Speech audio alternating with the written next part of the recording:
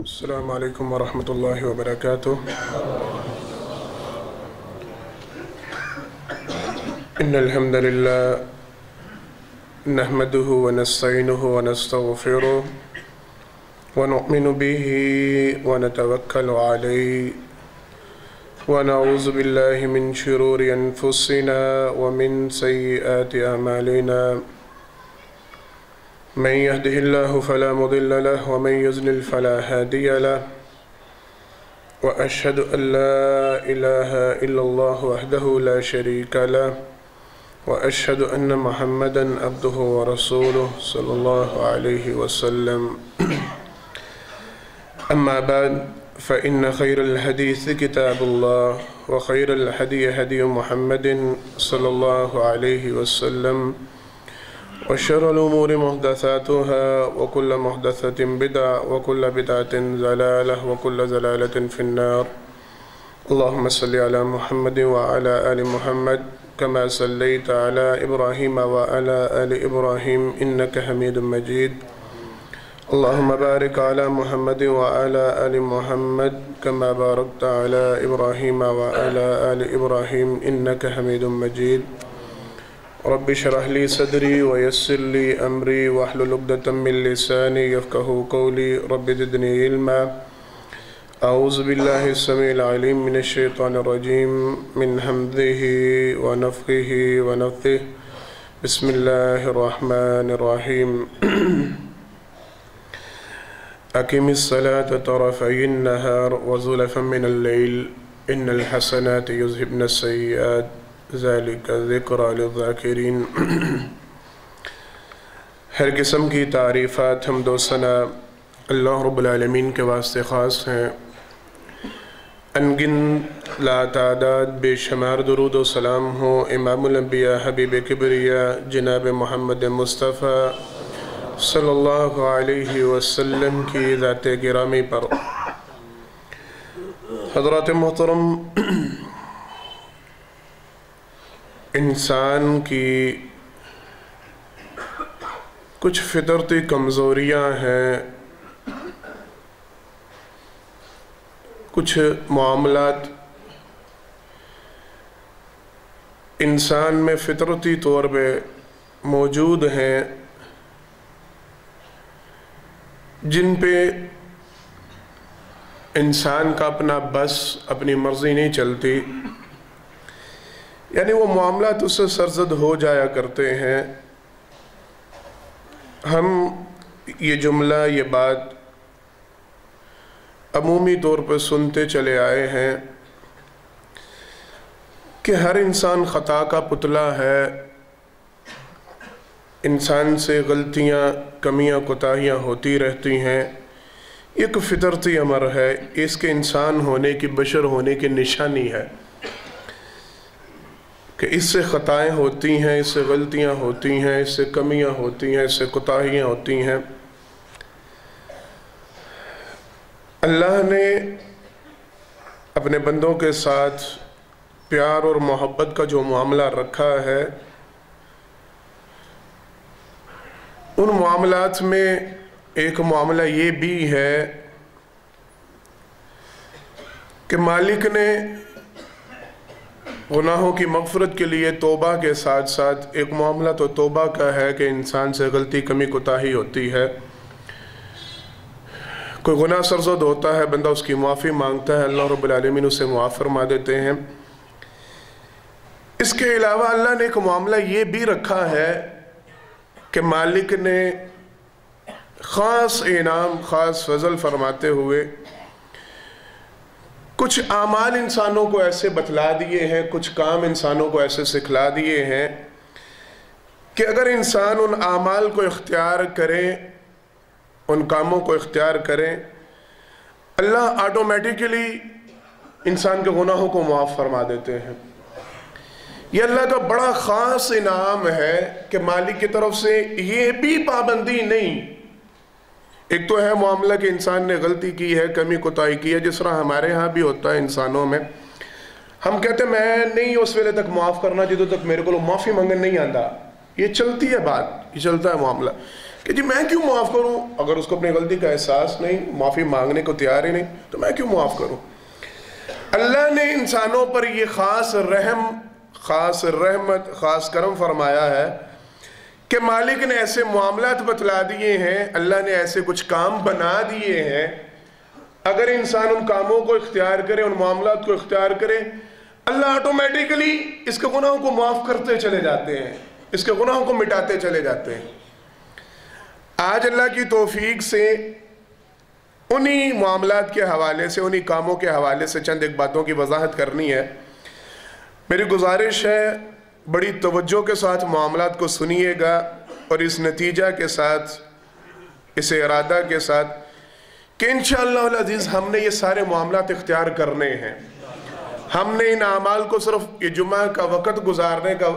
ذریعہ نہیں بنانا، بلکہ انشاءاللہ، سب کے انشاءاللہ ان کو اپنی زندگی کا حصہ بنانا ہے، اپنے معمول میں لے کے آنا ہے۔ ان معاملات کی ابتدا ہم وضو سے کرتے ہیں۔ سرور کائنات صلی اللہ علیہ وسلم کی احادیث مبارکہ ایک بڑا مجموعہ ہے اس حوالے سے،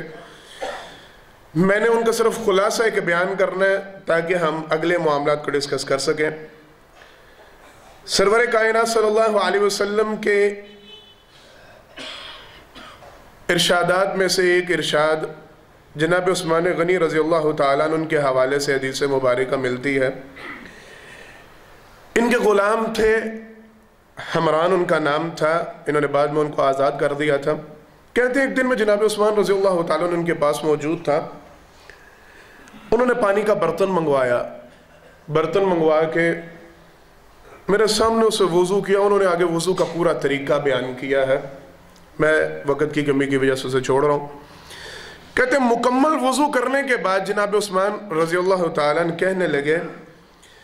میں تمہیں ایک حدیث سناتا ہوں، اور اللہ کی قسم میں نے تمہیں یہ حدیث نہیں تھی سنانی اگر اللہ نے قرآن کریم میں ایک آیت مبارکہ نہ نازل کی ہوتی۔ وہ کہتے ہیں وہ آیت مبارکہ یہ تھی ان الذین یکتمون ما انزلنا من البینات والہدی من بعد ما بیناہ للناس فی الکتاب، کہ اللہ کی طرف سے ان لوگوں کے لیے عذاب کی وعید ہے۔ اللہ نے منع کیا ہے کہ اگر آپ کے پاس دین کی کوئی بات آ جاتی ہے آپ اس کو چھپا نہیں سکتے، اس کو بیان کرنا لازمی ہے۔ کہتے ہیں اللہ کی قسم اگر یہ چھپانے کی اللہ کی طرف سے ممانعت نہ ہوتی تو میں چھپا جاتا کہ لوگ اس معاملے کو آسان سمجھ کے باقی معاملات سے روگردانی نہ کر لیں۔ وہ معاملہ کیا ہے؟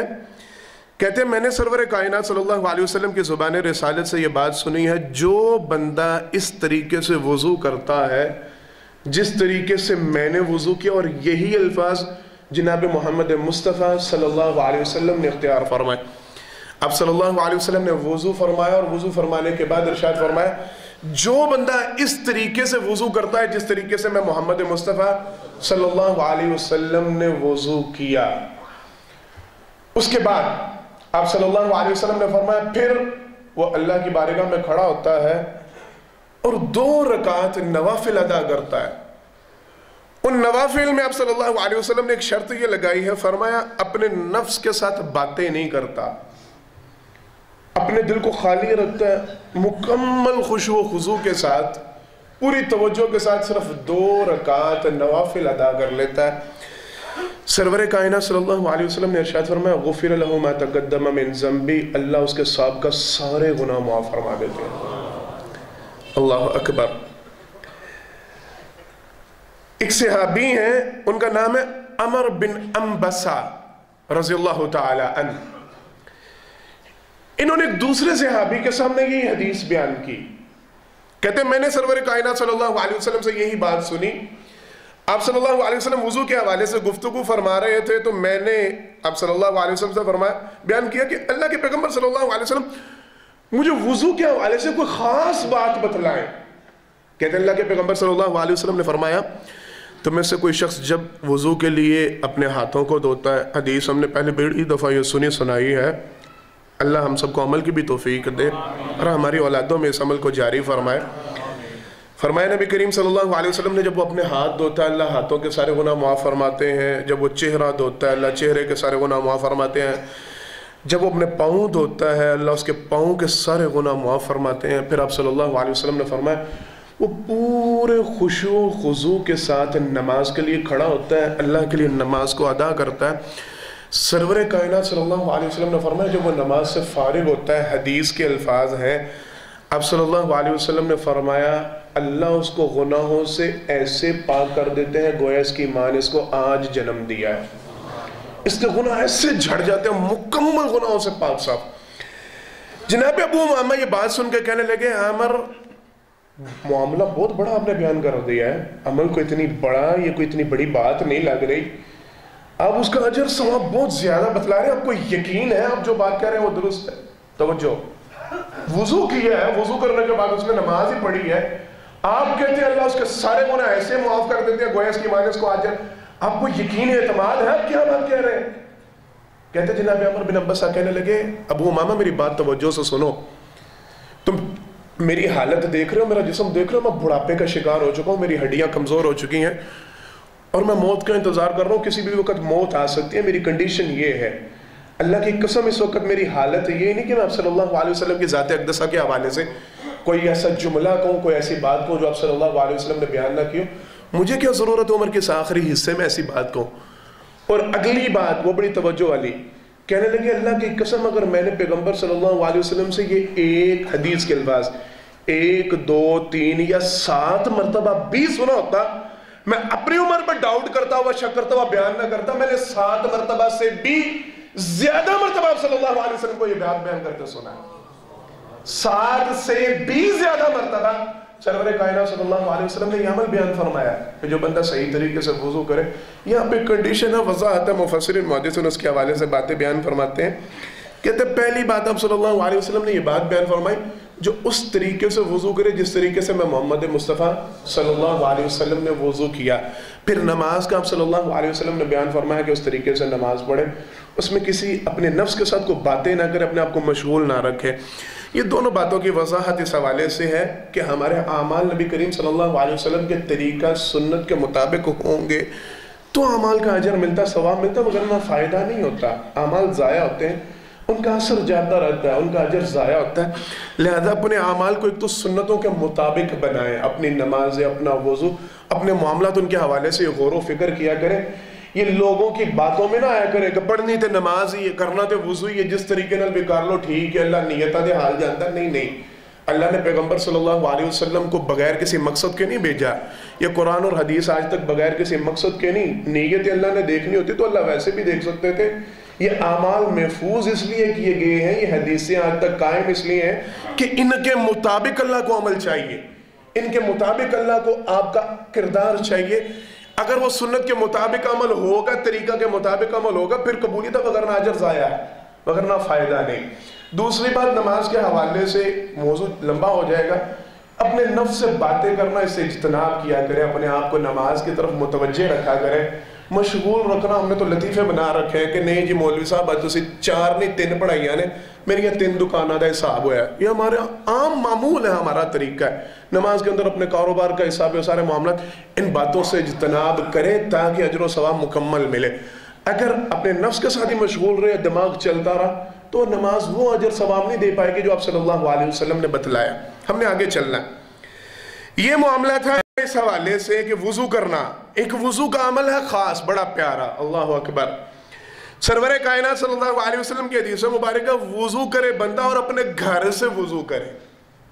گھر سے وضو کر کے آئے۔ ہاں اگر معاملہ آگے مسجد میں پہنچا ہے، وہاں پہ اسے ضرورت آدمی محسوس ہوتی ہے دوبارہ وہاں پہ آگے وضو کر لے، لیکن گھر سے وضو کر کے تیاری کر کے نکلے جو بندہ نماز کے لیے، اس کا اجر ایک الگ ہی ہے۔ سرور کائنات صلی اللہ علیہ وسلم کی حدیث مبارک آپ صلی اللہ علیہ وسلم نے ارشاد فرمایا جب بندہ گھر سے وضو کر کے نکلتا ہے، بعض مفسرین اس حوالے سے تھوڑی سی میں سمجھتا ہوں سختی کی طرف چلے گئے ہیں، وہ کہتے ہیں وہ جو 25 نمازوں کا ثواب ہے وہ گھر سے وضو کرنے کا ہے۔ کیوں؟ نبی کریم صلی اللہ علیہ وسلم کی حدیث مبارکہ کے الفاظ اس طرح ہیں، آپ صلی اللہ علیہ وسلم نے فرمایا جب بندہ وضو کر کے گھر سے نکلتا ہے نماز کو ادا کرنے کے لیے بعد جماعت، تو پھر آگے آپ صلی اللہ علیہ وسلم نے فرمایا 25 نمازوں کا تذکرہ، لیکن میں یہ سمجھتا ہوں یہ ان کی اپنے ایک خیال ہے، رائے ہے، اللہ اجر دینے والے ہیں۔ آپ صلی اللہ علیہ وسلم نے فرمایا بندہ گھر سے وضو کر کے نکلتا ہے نماز کے لیے، پہلا انعام آپ صلی اللہ علیہ وسلم نے فرمایا اس کے لیے یہ ملتا ہے اللہ اس کے ہر قدم کے بدلے اس کا ایک ایک گناہ معاف کرنا شروع کر دیتے ہیں. ایک معاملہ. فرمایا دوسرا معاملہ یہ ہے اللہ اس کے ہر قدم کے بدلے اس کے لیے ایک نیکی کا اندراج شروع فرماتے ہیں. تیسرا معاملہ آپ صلی اللہ علیہ وسلم نے فرمایا فرشتوں کی یہ ڈیوٹی لگتی ہے, فرشتے اس کا ایک ایک قدم گننا شروع کرتے ہیں, نوٹ کرنا شروع کرتے ہیں اس نے کتنے قدم اٹھائے ہیں. اس کے وہ قدم نامہ اعمال میں لکھ دیے جاتے ہیں کہ آج گھر سے وضو کر کے اتنے قدم چل کے مسجد کی طرف گیا ہے, کل اللہ رب العالمین جتنا چاہے اس کا اجر و ثواب دیں گے. چوتھا معاملہ آپ صلی اللہ علیہ وسلم نے فرمایا جب بندہ گھر سے وضو کر کے مسجد کے لیے نکلتا ہے, آپ صلی اللہ علیہ وسلم نے فرمایا اللہ رب العالمین اس کے نامہ اعمال میں اس طرح اجر و ثواب درج فرماتے ہیں گویا یہ احرام باندھ کے حج اور عمرہ کی نیت سے نکلا ہے. جتنا اجر ثواب ایک حاجی کو, ایک عمرہ کرنے والے کو عمرہ پہ جانے کا, عمرہ کرنے کا, حج پہ جانے کا, حج کرنے کا ملتا ہے, وہی اجر و ثواب اللہ رب العالمین گھر سے نماز کے لیے وضو کرنے کے لیے کر کے جانے والے کو عطا فرماتے ہیں. بات ہمارے موضوع سے تھوڑی سی ہٹ رہی ہے لیکن ایک اشارہ ہو جائے, تقریباً کم و بیش 5 سے 6 لاکھ روپے کا بنتا ہے یہ آج کل جو اچھا حج کا پیکیج ہے, جو سہولت والا حج کا پیکیج ہے, جو سستا ہے وہ 2.5-3 لاکھ روپے کا بنتا ہے. آپ روزانہ دن میں 5 مرتبہ یہ 15 لاکھ روپے کا فائدہ اپنا کر سکتے ہیں اگر آپ گھر سے وضو کر کے جائیں. ہمارا جو موضوع تھا وہ یہ تھا اللہ رب العالمین ہر قدم کے بدلے اس بندے کے گناہ معاف کرتے چلے جاتے ہیں جو گھر سے وضو کر کے مسجد کے لیے جاتا ہے. اپنے معمول میں یہ بات لے کے آئیں, گھروں سے وضو کر کے مسجد میں آنے کی عادت ڈالیں تاکہ گناہ معاف ہو. اگلا معاملہ اللہ اکبر, سرور کائنات صلی اللہ علیہ وسلم نے فرمایا وضو کے حوالے سے چند حدیثیں میں چھوڑ رہا ہوں کیونکہ بات وضو کے حوالے سے ہو چکی ہے, وہ آپ کے ذہن میں ہوگا جو 5 مرتبہ نبی کریم صلی اللہ علیہ وسلم نے میل کچیل کے حوالے سے بیان فرمایا کہ اگر کوئی بندہ نہر کنارے پہ 5 مرتبہ غسل کرے تو آپ صلی اللہ علیہ وسلم نے فرمایا یہ مثال وضو کی ہے. ہم نے آگے چلنا ہے. مسجد میں پہنچا, سرور کائنات صلی اللہ علیہ وسلم نے ارشاد فرمایا جب بندہ وضو کر کے گھر سے آتا ہے آ کے مسجد میں نماز کے انتظار میں بیٹھ جاتا ہے. 2 حدیثیں ہیں.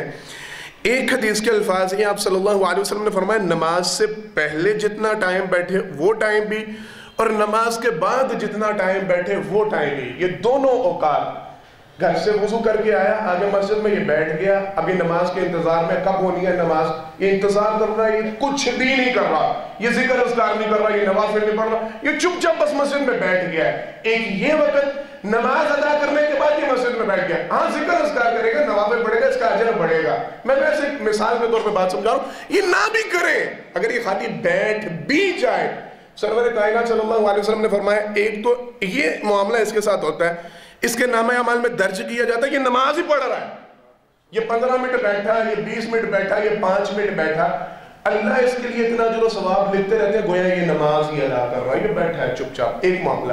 دوسرا معاملہ آپ صلی اللہ علیہ وسلم نے فرمایا جو ہمارا موضوع ہے, سرور کائنات صلی اللہ علیہ وسلم نے فرمایا اللہ کی طرف سے فرشتے نازل ہوتے ہیں, فرشتوں کی ڈیوٹی لگ جاتی ہے. مسجد میں ہم آتے ہیں, میں نے پہلے بھی کافی دفعہ اس بات کی طرف اشارہ کیا, قاری صاحب کے کان میں کہتے ہیں پریشانی ہے ذرا دعا کر دے, اللہ رحم فرما دے جی, معاملہ ذرا کاروبار بگڑا ہے, فرشتوں کا معاملہ ہے, بیماریوں کا معاملہ ہے, فلاں معاملہ. ہم درخواست کرتے ہیں نا قاری صاحب سے کہ کس سے دعا کریں, اللہ سے. اللہ تاکہ دعا کو سن کے ہم پر رحمت نازل کر دے, رحم فرما دے. آپ صلی اللہ علیہ وسلم نے فرمایا اس کو کسی کو کہنے کی ضرورت بھی نہیں, جو آ کے مسجد میں بیٹھ جاتا ہے اللہ اپنے فرشتوں کو اتارتے ہیں, فرشتوں کی اللہ ڈیوٹی لگاتے ہیں, یہ جب تک مسجد میں بیٹھا ہے نماز کا انتظار کر رہا ہے یا نماز پڑھ کے مسجد میں بیٹھ گیا, اللہ کی طرف سے فرشتوں کو یہ حکم ہوتا ہے اس کے لیے دعا کرتے رہو, اللہ اس کے گناہوں کو معاف فرما, اللہ اس پر رحمت فرما. ایک حدیث یہ ہے. دوسری حدیث مبارکہ میں معاملہ آپ صلی اللہ علیہ وسلم نے فرمایا فرشتے یہ دعا کرتے ہیں اللہ اس کے اوپر اپنی رحمت نازل فرما, اللہ اس کے گناہوں کو معاف فرما. رحمتوں کا, رحم کا اور مغفرت کی دعا کا, یہ 3 دعائیں فرشتوں کی طرف سے ثابت ہیں. آپ صلی اللہ علیہ وسلم نے فرمایا جو اس بندے کے لیے ہوتی ہیں. اب وہی معاملہ ذرا سمجھنے کی بات ہے, اگر فرشتے اللہ کے حکم سے نازل ہو رہے ہیں, اللہ کے حکم سے اللہ سے دعا کر رہے ہیں, تو یہ ممکن ہے کہ اللہ اس بندے کے گناہ معاف نہ کرے. اگر اللہ نے گناہ معاف نہ کرنے ہو, اس بندے کے اوپر رحمت نازل نہ کرنی ہو, تو اللہ پھر فرشتوں کو ہی نہ بھیجے.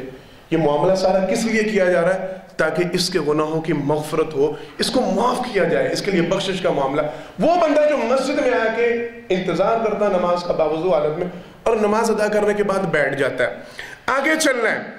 سرور کائنات صلی اللہ علیہ وسلم نے نماز کے حوالے سے بیان فرمایا، وہ بھی معاملہ اللہ اکبر۔ اب صلی اللہ علیہ وسلم کی حدیث مبارکہ، جو بندہ نماز ادا کرتا ہے، اچھے طریقے سے نماز ادا کرتا ہے، ایک حدیث مبارکہ میں نوافل کا تذکرہ، ایک حدیث مبارکہ میں فرضی نماز کا تذکرہ۔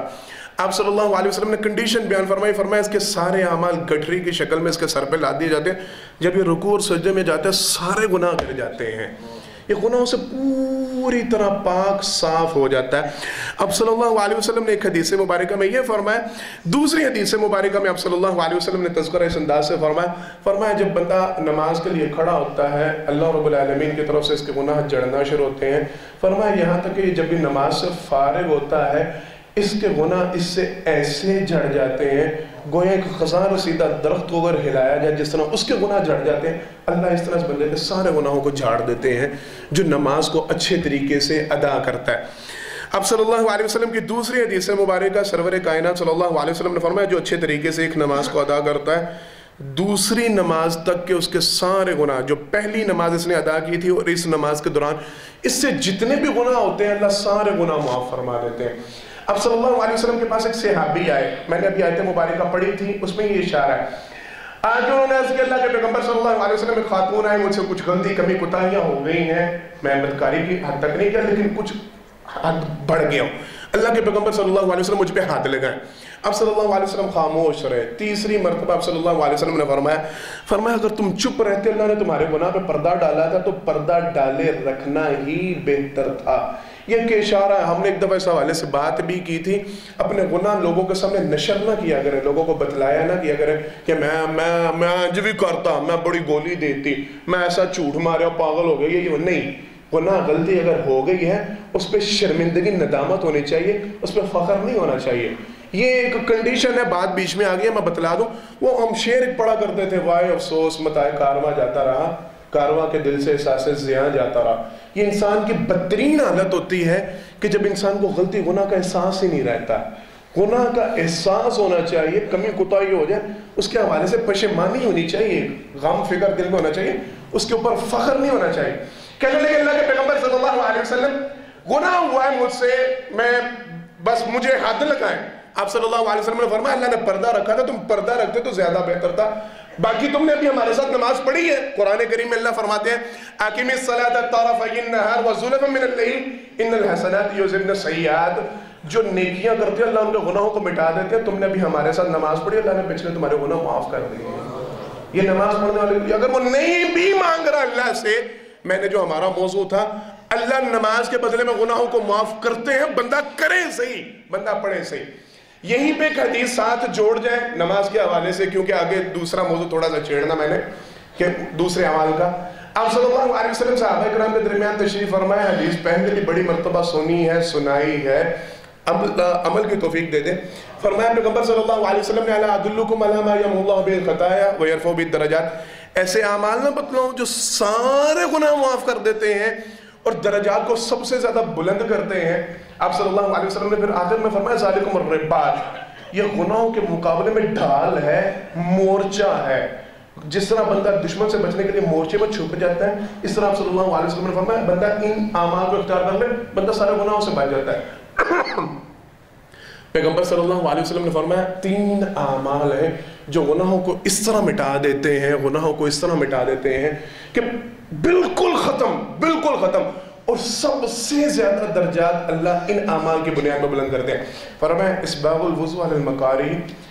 وکثرت الخطا الی المسجد انتظار الصلاۃ بعد الصلاۃ۔ پہلا معاملہ آپ صلی اللہ علیہ وسلم نے فرمایا یہ سردیاں آ گئی ہیں، جب دل نہ کر رہا ہو وضو کرنے کو، اس وقت شیطان کو ہرانے کے لیے اچھی طرح وضو کرنا، بس نہیں اچھی طرح تسلی کے ساتھ، دل نہیں چاہ رہا، سردی کی وجہ سے، نیند کی وجہ سے، سستی کی وجہ سے، اللہ کی محبت میں اچھی طریقے سے اس وقت وضو کرنا۔ اگلا معاملہ آپ صلی اللہ علیہ وسلم نے فرمایا کثرت الخطا الی المسجد، مسجدوں کی طرف زیادہ سے زیادہ قدم پیدل چل کے جانا۔ تیسرا معاملہ آپ صلی اللہ علیہ وسلم نے فرمایا انتظار الصلاۃ بعد الصلاۃ، ایک نماز کے بعد دوسری نماز کا انتظار کرنا۔ آپ صلی اللہ علیہ وسلم نے فرمایا یہ ایسے اللہ کو پسند ہے، اعمال اللہ کو ایسے محبوب ہے، اللہ یہ اعمال کرنے والے کے سارے گناہوں کو معاف فرما دیتے ہیں،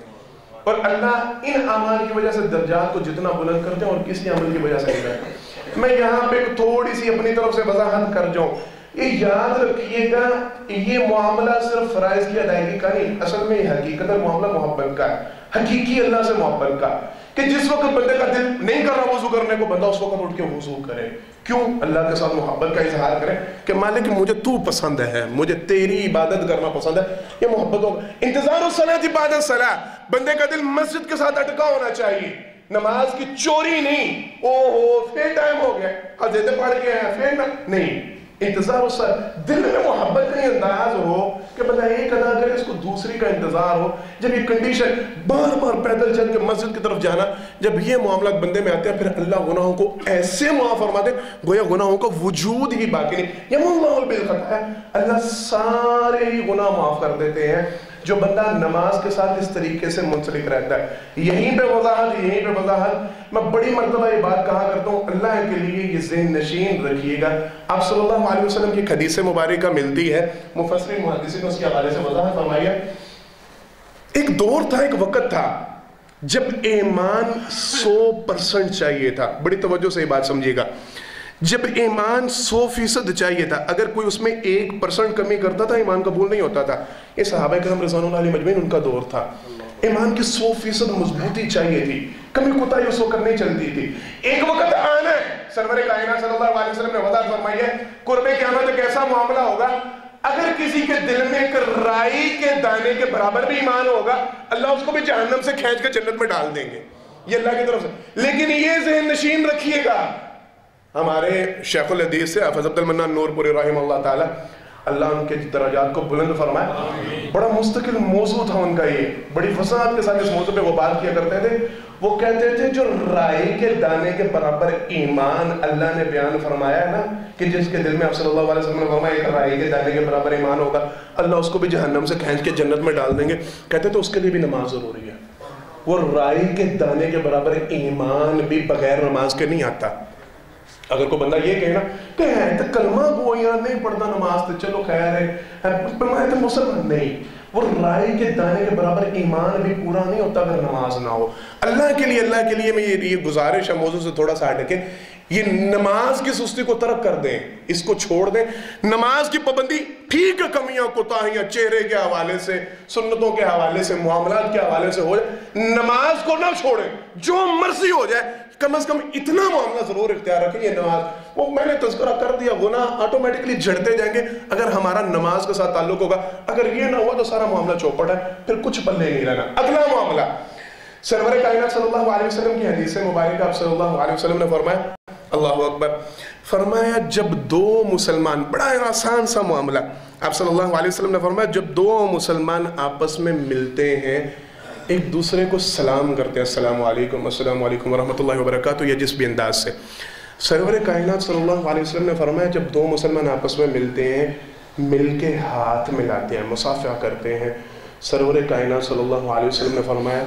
ان دونوں کے ہاتھ چھڑانے سے پہلے اللہ ان کے دونوں کے گناہوں کو معاف فرما دیتے ہیں۔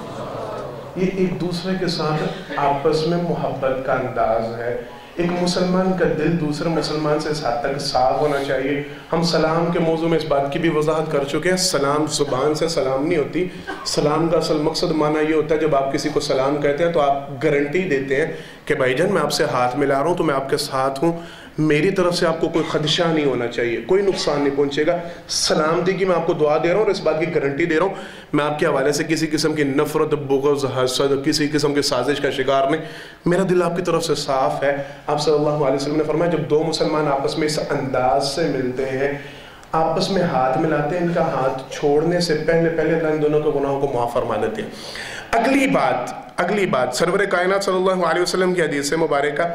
صحابہ کرام رضوان اللہ علیہ مجمعین ان کے درمیان تشریف فرمایا ہے، سرور کائنات صلی اللہ علیہ وسلم نے فرمایا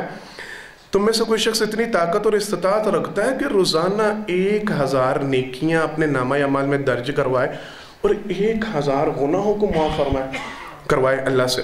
صحابہ کہنے لگے اللہ کے پیغمبر صلی اللہ علیہ وسلم یہ بڑا مشکل سا معاملہ ہے، 1000 نیکی روزانہ حاصل کرنا اور 1000 گناہ اس کو معاف کروانا کیسے ممکن ہے؟ سرور کائنات صلی اللہ علیہ وسلم نے فرمایا بڑا آسان سا معاملہ، تم میں سے جو شخص، صحیح حدیث مبارکہ جناب ابو ہریرہ، اس کے راوی غالباً بخاری کی یا مسلم کی حدیث ہے، آپ صلی اللہ علیہ وسلم نے فرمایا تم میں سے جو شخص ایک دن میں صرف 100 مرتبہ سبحان اللہ کہہ دیتا ہے، کیا کہتا ہے؟ سبحان اللہ، صرف 100 مرتبہ ایک دن میں سبحان اللہ کہتا ہے، سرور کائنات صلی اللہ علیہ وسلم نے فرمایا اللہ اس کے نامہ اعمال سے 100 گنا 1000 گنا اللہ اس کے نامہ اعمال سے مٹا دیتے ہیں۔ فرمایا اللہ اس کے نامہ اعمال میں 1000 نیکی کو درج فرماتے ہیں جو دن میں پورے 24 گھنٹے میں صرف 100 مرتبہ سبحان اللہ کہہ دیتا ہے۔ زیادہ سے زیادہ 2-2.5-3 منٹ کا یہ وظیفہ ہے۔ اگلی حدیث وہ اس سے بھی زیادہ پیاری، حدیثیں ساری پیاری لیکن اجر اس سے زیادہ بڑا، مشہور حدیث مبارکہ سرور کائنات صلی اللہ علیہ وسلم نے فرمایا جو نماز کو ادا کرنے کے بعد اس 100 کی گنتی کو پورا کر لے، سبحان اللہ الحمدللہ اللہ اکبر لا الہ الا اللہ ایک مرتبہ پڑھ لے، سارے جانتے ہیں سرور کائنات صلی اللہ علیہ وسلم نے فرمایا اللہ اس کے گناہوں کو چاہے وہ سمندر کی جھاگ کے برابر گناہ ہو اللہ سارے گناہ معاف فرما دیتے ہیں۔ 2.5-3-4 منٹ کا یہ وظیفہ، یہ طریقے ہیں اللہ کی طرف سے، یہ انعام ہے ہمارے گناہوں کی مغفرت کے، ہمارے گناہوں کی بخشش کے، کسی طریقے سے انسان کے گناہ مٹتے جائیں، یہ اللہ کا پسندیدہ بنتا جائے، اللہ کی نگاہ میں یہ قریب ہوتا جائے، گناہوں سے پاک صاف ہوتا جائے۔ 2.5-3-4 منٹ کے سرور کائنات صلی اللہ علیہ وسلم کی حدیث مبارکہ، آپ صلی اللہ علیہ وسلم نے فرمایا، مشہور حدیث یہ بھی، فرمایا جو بندہ ایک دن کے اندر 100 مرتبہ لا الہ الا اللہ وحدہ لا شریک لہ لہ الملک ولہ الحمد وہو علی کل شیء قدیر، یہ وظیفہ پڑھ لے 100 مرتبہ لا الہ الا اللہ وحدہ لا شریک لہ لہ الملک ولہ الحمد وہو علی کل شیء قدیر پڑھ لے۔ ایک روایت کے الفاظ ہے ایک جملے کے بدلے ایک غلام، 1000 جو جس روایت کا میں ذکر کرنے لگا وہاں پہ 10 غلاموں کا تذکرہ۔ آپ صلی اللہ علیہ وسلم نے فرمایا پہلا انعام اس کو یہ ملتا ہے اللہ اس کے نامہ اعمال سے 100 گناہ معاف فرماتے ہیں۔ یہاں پہ میں وضاحت کر دوں، اس حدیث مبارکہ میں خطیاتی کے الفاظ ہیں، 100 گناہ سے مراد 100 برائی، یعنی اس سے ایک غلطی ہوئی، اس کا جتنا بھی گناہ بنتا تھا اللہ وہ سارا گناہ، 100 غلطیاں اللہ معاف فرماتے ہیں، 100 برائیاں اس کے نامہ اعمال سے مٹا دیتے ہیں، اس کے بدلے جتنا گناہ اس کے سر پہ پڑنا تھا وہ سارا معاف، 100 گناہوں کا یعنی غلطیوں کا گناہ معاف۔ پھر آپ صلی اللہ علیہ وسلم نے فرمایا 100 نیکیاں اس کے نامہ اعمال میں درج کی جاتی ہیں، 10 غلام نبی کریم صلی اللہ علیہ وسلم کی نسل میں سے آزاد کرنے کا اس بندے کو اجر و ثواب ملتا ہے۔ آپ صلی اللہ علیہ وسلم نے فرمایا آخری معاملہ یہ ہے کل قیامت کے دن اللہ کے ہاں اس بندے کے اعمال کے برابر اس دن کے، یعنی جس دن اس نے یہ 100 کی گنتی کو پورا کیا، اس دن کی نیکیاں کسی بندے کی اس بندے کی نیکیوں سے زیادہ نہیں ہوں گی، سب سے زیادہ اجر و ثواب اس بندے کے پاس ہوگا جس دن اس نے یہ عمل کیا، یعنی جتنے دن یہ عمل کرتا جائے گا اتنے دن یہ پہلی پوزیشن پہ آئے گا، نیکیوں میں پہلے نمبر پہ آئے گا۔ آپ صلی اللہ علیہ وسلم نے فرمایا ہاں کوئی اس سے زیادہ کر لے تو وہ اس سے آگے بڑھ سکتا ہے، وگرنہ کوئی بندہ اس سے نیکیوں میں آگے نہیں بڑھ سکتا۔ جو ایک دن کے اندر 100 مرتبہ لا الہ الا اللہ وحدہ لا شریک لہ لہ الملک ولہ الحمد وہو علی کل شیء قدیر پڑھتا ہے۔ اگلا معاملہ وہ بھی سن لیں، میں مختصر اب کر رہا ہوں تھوڑا سا۔ سرور کائنات صلی اللہ علیہ وسلم نے فرمایا آذان کا معاملہ ہے، اللہ اکبر، اللہ جسے توفیق دے دیں آذان دینے کی۔ سرور کائنات صلی اللہ علیہ وسلم نے فرمایا اس بندے کی آواز، میں حدیث کی یعنی عبارت کو چھوڑ رہا ہوں، فرمایا مدہ صوتی، اس بندے کی آواز جہاں تک جاتی ہے، جدھر جدھر تک اس کی آواز گونجتی ہے، اتنی ہی مغفرت اللہ اس کے نامہ اعمال میں لکھ دیتے ہیں۔ جب کوئی بندہ آذان دیتا ہے جتنی اس کی آواز جتنی جگہ تک پہنچتی ہے اتنی مغفرت اللہ اس کے نامہ اعمال میں لکھ دیتے ہیں۔ ایک معاملہ سرور کائنات صلی اللہ علیہ وسلم کی ایک حدیث سے مبارکہ، اب صلی اللہ علیہ وسلم نے فرمایا اللہ کو اس بندے پہ بڑا پیار آتا ہے، اکیلا ہے، چرواہا ہے، یا میں کہتا ہوں کوئی بھی کنڈیشن ایسی ہے، بندہ سفر پہ ہے اکیلا ہے، گاڑی میں ہے، جہاں بھی ہے، سفر میں ہے، اکیلا ہے۔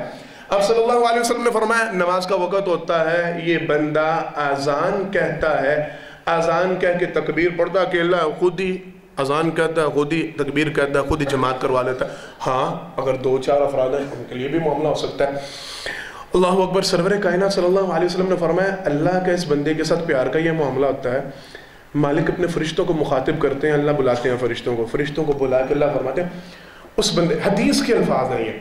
اس بندے کی طرف دیکھو، اسے دیکھنے والا کوئی نہیں، اسے پوچھنے والا کوئی نہیں، اس کے دل و دماغ میں یہ بات ہے کہ میرا ایک رب ہے، یہ اپنے رب پہ ایمان رکھتے ہوئے، اپنے رب کا دل میں خوف یا محبت رکھتے ہوئے، یہ خود ہی اذان کہہ رہا ہے، خود ہی اقامت پڑھ رہا ہے، خود ہی جماعت کروا رہا ہے، اس کا اللہ سے پیار کیسا ہے؟ اللہ فرشتوں کو مخاطب کر کے کہتے ہیں، وہ دیکھ رہے ہو اس کا انداز، اکیلا ہے، کوئی رونمائی، کوئی دکھلاوا، کوئی اور مقصد نہیں سوائے اللہ کی رضا کے اس کی نماز ادا کرنے کا۔ اللہ فرماتے ہیں میرے فرشتوں گواہ رہنا، میں نے اس کے سارے گناہ معاف کر کے اس کو جنت کا داخلہ دے دیا۔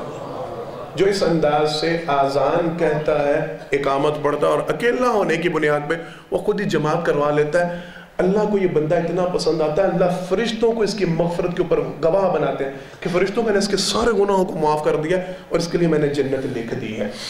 مفسرین محدثین نے اس حوالے سے وضاحت فرمائی ہے کہ اب اذان دینے والا تو ایک ہی ہوتا ہے اور پھر آپس میں جھگڑا بھی ہو جاتا ہے کہ جی میں کہنی اذان، میں کہنی اذان، اجر ثواب بہت زیادہ، میں چھوڑ رہا ہوں۔ ہم نے شاید ایک دفعہ بیان کیا تھا اذان کے حوالے سے، اس کی فضیلت کے حوالے سے۔ آپ صلی اللہ علیہ وسلم نے فرمایا جو بندہ مؤذن کی اذان کو سنے، مؤذن کی اذان کے ساتھ ساتھ وہی کلمات ادا کرے جو مؤذن کہتا ہے، حی علی الصلاۃ حی علی الفلاح لا حول ولا قوۃ الا باللہ، پڑھ دے۔ سرور کائنات صلی اللہ علیہ وسلم نے فرمایا جتنی فضیلتیں، جتنا اجر ثواب مؤذن کو اللہ نے دینا تھا وہ سارا اللہ اس کو بھی عطا کر دیتے ہیں جو اذان کا جواب دیتا ہے۔ یہاں پہ یہ مسئلہ حل ہو جاتا ہے کہ اگر ایک بندہ اذان پڑھ رہا ہے تو باقی سارے بھی اس اجر ثواب سے محروم نہیں رہ سکتے اگر وہ اذان کے ساتھ ساتھ جواب دے۔ یہیں پہ ایک حدیث اور ایڈ کر لیں، سرور کائنات صلی اللہ علیہ وسلم نے فرمایا جو بندہ اذان سنتا ہے ایک جملہ کہہ دیتا ہے۔ کیا جملہ؟ آسان سا جملہ، لا الہ الا اللہ وحدہ لا شریک لہ لہ الملک ولہ الحمد وہو علی کل شیء قدیر، رضیت باللہ ربا وبمحمد رسولا وبالاسلام دینا، یہ الفاظ بھی ملتے ہیں، اور رضیت باللہ ربا وبالاسلام دینا وبمحمد نبی صلی اللہ علیہ وسلم، یہ الفاظ بھی ملتے ہیں۔ سرور کائنات صلی اللہ علیہ وسلم نے فرمایا جس بندے نے اذان سنی، اذان سننے کے ساتھ ہی یہ جملہ کہہ دیا، اس ایک جملے کی وجہ سے اللہ رب العالمین اس کے سابقہ سارے گناہوں کو معاف کروا دیں گے۔ یہ انعام ہوگا اس بندے کے لیے جو اذان سن کے یہ جملہ کہے گا۔ آخری دو باتیں اور بات ختم انشاءاللہ العزیز۔ سرور کائنات صلی اللہ علیہ وسلم کی حدیث مبارکہ ایک کا ہم پچھلے خطبہ میں تذکرہ کر چکے ہیں، لباس کے حوالے سے رہ گئی تھی، کھانے پینے کے حوالے سے ہو گئی تھی، وہ دعا میں نے بتلائی تھی، اگر کوئی کھانا کھائے تو پڑھے الحمدللہ الذی اطعمنی ھذا ورزقنی من غیر حول منی ولا قوہ، اور لباس پہنے تو صرف ایک لفظ کا فرق ہے، الحمدللہ الذی کسانی ھذا، وہاں پہ اطعمنی ھذا، یہاں پہ کسانی ھذا، ورزقنی من غیر حول منی ولا قوہ۔ جو بندہ لباس پہنتا ہے یہ دعا پڑھ لیتا ہے، جو بندہ کھانا کھاتا ہے وہ دعا پڑھ لیتا ہے، آپ صلی اللہ علیہ وسلم نے فرمایا اللہ اس کے بھی سابقہ سارے گناہوں کو معاف فرما دیتے ہیں۔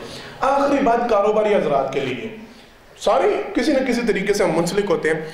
سرور کائنات صلی اللہ علیہ وسلم نے فرمایا ایک بندے کو اللہ کے سامنے پیش کیا گیا اس کے مرنے کے بعد، توجہ، مر گیا، اللہ کے سامنے اس کے نامہ اعمال رکھے، کوئی نیکی نہیں مل رہی، توجہ، اللہ نے اس سے سوال کیا، پہلی امتوں میں سے ہوگا، اللہ نے دیکھا کوئی نیکی نہیں، کوئی نیکی نہیں، اللہ کی طرف سے سوال کیا کہ دیکھو اس کے نام کوئی نیکی کا کام اس نے کیا۔ فرشتوں نے بتلایا، حدیث کا مفہوم یہ ہے، آپ صلی اللہ علیہ وسلم نے فرمایا فرشتے کہتے ہیں، اللہ کے پیغمبر صلی اللہ علیہ وسلم بیان فرماتے ہیں، فرشتے کہتے ہیں اللہ اس کے نامہ اعمال میں ایک نیکی ہے، وہ کیا ہے؟ اللہ یہ جب کسی کو قرض دیتا تھا، کسی سے اس نے پیسے وصول کرنے ہوتے تھے، پیمنٹ، برائی، قرض، جو بھی لین دین کا معاملہ، اگر کوئی تنگ دست، حقیقی تنگ دست ہو جاتا، ہماری طرح کا چیپٹر نہیں، ہمارے والا معاملہ نہیں کہ غلہ بھرا پڑا اور جھوٹ پہ جھوٹ بکے جا رہے، آج نہیں پیمنٹ ہوئی، تھوڑی مہربانی، صبح دی بسم اللہ، شرم کی بات، ڈوب مرنے کی بات، وہ کما کے بیٹھا ہوا ہے، وہ اپنا خزانہ اس کا بھرا ہوا، اس کا اکاؤنٹ بھرا ہوا، پیسے موجود ہیں، ٹھیک ہے آج نہیں ہوئی، پورا ہفتہ نہیں ہوئی، یا پورا مہینہ نہیں ہوئی، یا پورا پچھلا عرصہ جب سے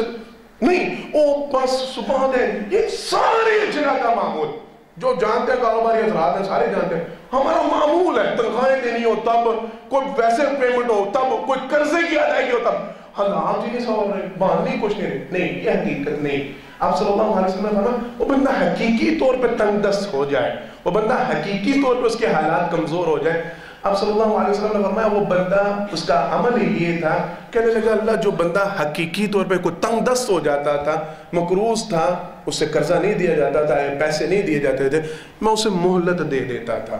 میں اسے چھوٹ دے دیتا تھا، میں رحم والا معاملہ کرتا تھا کہ نہیں یار ٹھیک ہے، ابھی اس بیچارے کے حالات نہیں، کوئی نہیں، اس کو چھوڑ دو، بعد میں دے دینا، معاف نہیں کرتا تھا، بعد میں دے دینا، پھر لے لوں گا، آسانی سہولت دیتا تھا۔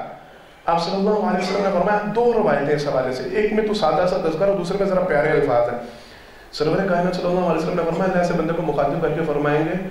مالک میں ہوں، خالق میں ہوں، رحمت کا جذبہ مجھ میں تم سے زیادہ ہے، حق کس بات کا میں رکھتا ہوں کہ اپنے بندوں کو سہولت دوں، آسانی دوں۔ اگر تم نے یہ معاملہ کیا کہ کسی تنگدست کو، مقروض کو، جس کے پیسے جس نے ادائیگی کرنی تھی، تم نے اسے سہولت دی، تم نے اس کے لیے آسانی کا معاملہ کیا، میں اللہ تمہارے سارے گناہوں کو معاف کر کے تمہیں جنت کا داخلہ دیتا ہوں۔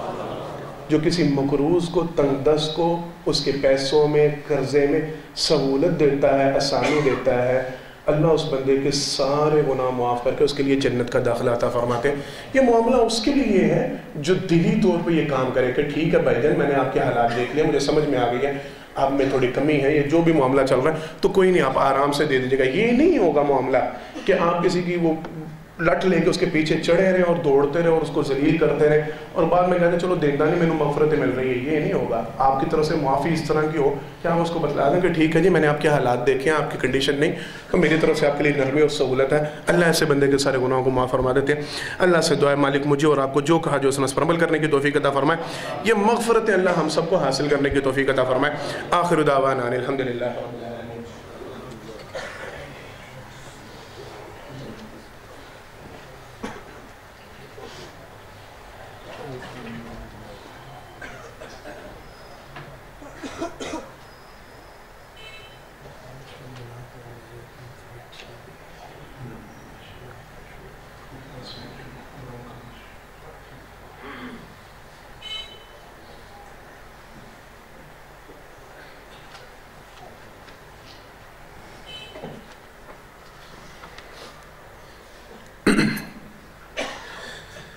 إن الحمد لله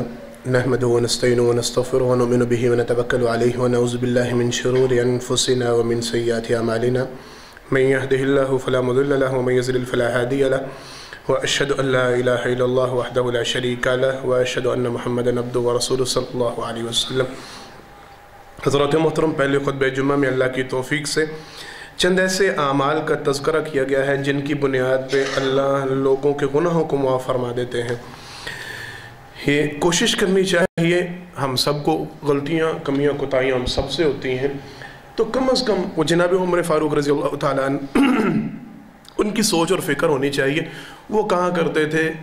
اللہ کی طرف سے نبی کریم صلی اللہ علیہ وسلم کی زبان رسالت سے ان کے لیے جنتوں کے اعلان تھے اور بڑا اونچا درجہ تھا ان کا، لیکن اس کے باوجود وہ ایک بات کہا کرتے تھے کہ میں اسی بات کو بڑی خوبی سمجھوں گا، کامیابی سمجھوں گا کہ اگر اللہ کل قیامت کے دن میری نیکیوں اور برائیوں کو بیلنس کر کے، برابر کر کے معاملہ کلیئر کر دیں، میں اسی کو بڑی کامیابی سمجھوں گا۔ یہ جناب عمر فاروق رضی اللہ تعالیٰ عنہ کہا کرتے تھے۔ ہم سے کمیاں، کوتاہیاں، غلطیاں تو ہوتی ہی ہیں، ہر بندے سے ہوتی ہیں، لیکن یہ کوشش کیا کریں ایسے اعمال کو ضرور اپنی زندگی کا حصہ بنائیں کہ جن کی وجہ سے گناہ معاف ہوتے ہیں، جن کی وجہ سے اللہ برائیوں کو مٹاتے ہیں، تاکہ خدا نہ خواستہ اگر ہمارے گناہ بڑھ رہے ہیں تو ان کی معافی کے وہ معاملے وہ بھی بڑھنے چاہیے، ان کی معافی کا کوئی بندوبست بھی ہونا چاہیے۔ یہ سوچ اور فکر اپنائیں۔ اس حوالے سے ساری وضاحت وضو کے حوالے سے، نماز کے حوالے سے، سلام کے حوالے سے، سبحان اللہ کے حوالے سے، ذکر اذکار کے حوالے سے، یعنی یہ سارے معاملات بیان کیے گئے، کپڑے پہننے کی، لباس پہننے کی، کھانا کھانے کی دعا اس حوالے سے، اور پھر مقروض ان کے لیے سہولت پیدا کرنے کے حوالے سے۔ یہ چند ایک معاملات چونکہ وقت ختم ہو گیا اس لیے آج خلاصہ نہیں بیان کیا جا رہا۔ کوشش کریں جتنے اعمال یہ بیان کیے گئے انہیں اپنی زندگیوں کا حصہ بنائیں، انہیں اپنی زندگی کا معمول بنائیں۔ کہیں اللہ نہ کرے کل قیامت کے دن یہ معاملہ ہمارے ساتھ نہ بن پائے کہ ہمارے گناہوں کا پلڑا اللہ نہ کرے بھاری ہو جائے، ہماری نیکیاں کم پڑ جائیں، ایسا معاملہ نہ ہو۔ روزانہ کی بنیاد پہ اپنا موازنہ کیا کریں، اپنا خود محاسبہ کیا کریں کہ آج میں نے اگر کچھ مجھ سے کمی کوتاہی ہوئی ہے تو میرے پاس کچھ ایسے اعمال تھے جو میرے گناہوں کو مٹانے کا سبب بن سکتے ہیں، میرے گناہ مٹا سکتے ہیں، لازمی اپنے اعمال کے اس انداز سے جائزہ لیا کریں۔ اللہ سے دعا اللہ مجھے اور آپ کو جو کہا جو سنس پر عمل کرنے کی توفیق عطا فرمائے۔ اگلے خطبہ میں انشاءاللہ العزیز ان افراد کا، ان خوش نصیبوں کا تذکرہ کیا جائے گا جنہیں سرور کائنات صلی اللہ علیہ وسلم نے خوشخبریاں دی ہیں، بشارتیں دی ہیں، ان کے حوالے سے انشاءاللہ العزیز بات کی جائے گی۔ کوشش کریں سارے ساتھی خود بھی شریک ہوں، اپنے ساتھ ساتھیوں کو لے کے ہیں۔ بیماروں کے لیے دعا کی درخواست کی گئی، ایک ساتھی ان کی والدہ کو فالج کا اٹیک ہوا ہے، ایک ساتھی ہیں ان کی والدہ بھی بیمار ہیں، لاہور میں داخل ہیں۔ سارے ساتھیوں کے لیے دعا کریں، اللہ جتنے بھی بیمار ہیں ساروں کو مکمل شفا کاملہ اللہ عطا فرمائے۔ عمر بھائی جو ساتھی ہیں میرے لے کے آتے ہیں، انہوں نے بھی دعا کی درخواست کی ہوئی ہے، ان کے والد آج گئے ہوئے ہیں۔ دعا کریں جتنے بھی بیمار ہیں اللہ سب کو صحت تندرستی عطا فرمائے۔ خصوصاً میں منہ پہ بات نہیں ہونی چاہیے لیکن اب معاملہ اس طرح کا ہے، میں یہ سمجھتا ہوں ہمارے شہر سیالکوٹ کا، ہماری جماعت کا اور خصوصاً ہماری اس مسجد کا سرمایہ ہمارے محترم قاری عبداللہ صاحب، وہ گزشتہ کچھ 6-7 دن سے بیمار ہیں، ان کے لیے خصوصی اللہ سے دعا کریں اللہ انہیں مکمل سے تندرستی عطا فرمائے۔ یہ ہماری جماعت کا بڑا قیمتی احساس ہے، اس علاقے کے لیے ان کی جتنی دین و دنیا کے حوالے سے خدمات ہیں ساروں کے سامنے، خصوصاً قرآن و سنت کے حوالے سے ماشاءاللہ ان کے شاگردوں کی تعداد اور جو کچھ ان کی ورکنگ ہے سب کے سامنے خصوصی درخواست کرے کہ اللہ کے سامنے التجا کریں اللہ ان کا سایہ ہمارے سروں پہ تادیر قائم رکھے، انہیں مکمل طور پہ استقامت لواج عطا فرمائے، اپنی حفظ و امان میں اللہ رکھے۔ پریشان حالوں کے لیے دعا کی درخواست کی گئی تھی، دعا کریں اللہ سارے پریشانوں کی ساری پریشانیاں دور فرمائے۔ رشتوں کے لیے ایک ساتھی نے دعا کی درخواست کی تھی، جتنے بھی افراد رشتوں کی وجہ سے پریشان ہیں اللہ ان کے لیے رشتوں کا بہترین بندوبست فرمائے۔ اللہ ہمارے ملک پاکستان پر رحم فرمائے، اس ملک میں امن کا توحید کا بول بالا فرمائے۔ بارک اللہ لنا ولکم فی القرآن العظیم ونفعنا وإياکم بالآیات والذکر الحکیم انہ تعالی جبار کریم ملک بر رؤوف رحیم۔ سبحان ربک رب العزة عما یصفون وسلام علی المرسلین والحمد للہ رب العالمین۔